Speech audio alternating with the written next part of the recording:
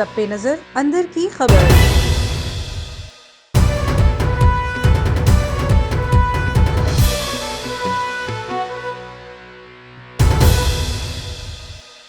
बिस्मिल्लाहिर्रहमानिर्रहीम। अस्सलाम वालेकुम। A1 टीवी के साथ मैं हूं नीलम अरशद। नाजरीन, अहम खबर से आपको आगाह करें कि कोरोना के वार में एक बार फिर से तेजी आ गई है।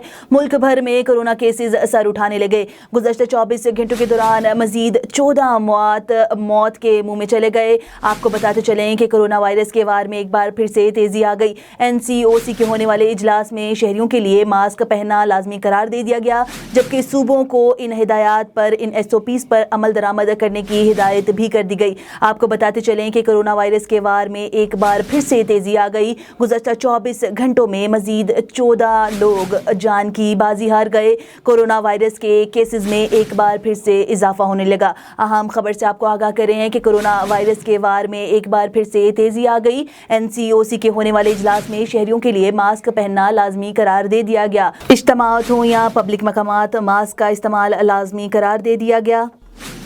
NCOC ने तमाम सूबों को SOPs पर अमल दरामद कराने की हिदायत कर दी। शहरी घरों से निकलते वक्त मास्क लाजमी पहने। कोरोना के पेश नज़र अहम तरीन इकदाम उठाए जा रहे हैं। मुल्क के 11 शहरों में कोरोना वबा तेजी से फैल रही है। क्वेटा, लाहौर, रावलपिंडी, इस्लामाबाद, पेशावर, मुल्तान समेत कराची, हैदराबाद, मीरपुर, गिलगित मुजफ्फराबाद शामिल। विफाकी वजीर असद उमर की ज़ेर सदारत NCOC का इजलास हुआ, जिसमें SOPs पर अमल दरामद को यकीनी बनाने के लिए अहम इकदाम किए गए हैं। NCOC के मुताबिक इस वबा पर काबू पाने के लिए पहले की तरह एहतियात करनी पड़ेगी।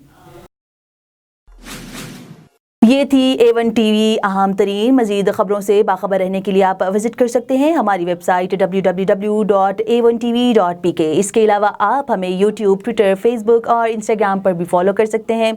देखते रहिए A1 टीवी।